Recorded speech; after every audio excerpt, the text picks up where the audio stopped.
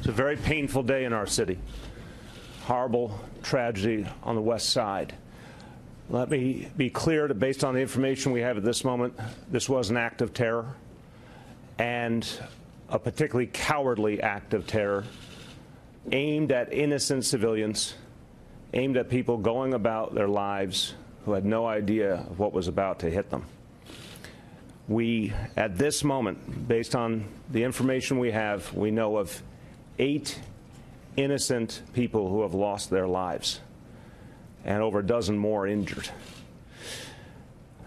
We know that this action was intended to break our spirit, but we also know New Yorkers are strong, New Yorkers are resilient, and our spirit will never be moved by an act of violence, an act meant to intimidate us.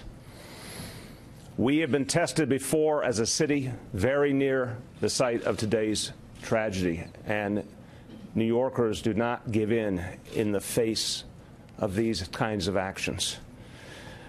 We'll respond as we always do. We will be undeterred.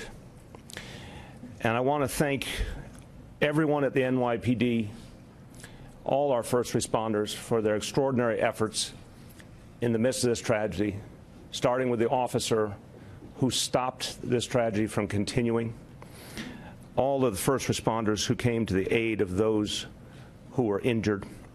Investigation is underway to get all the facts, and what we'll tell you today, of course, will be preliminary.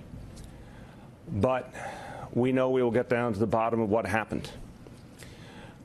I want to ask all New Yorkers, all Americans, to keep the families of those lost in your thoughts and prayers. They will need our support. And I want to ask all New Yorkers to be vigilant. We know it's Halloween night, and we know in the days ahead people will be uneasy.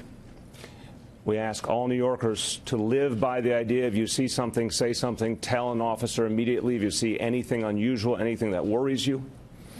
Be vigilant, and know that there will be extensive additional employments of NYPD officers this evening and throughout the days ahead. We will also keep you posted as this investigation continues and as the NYPD gains more information.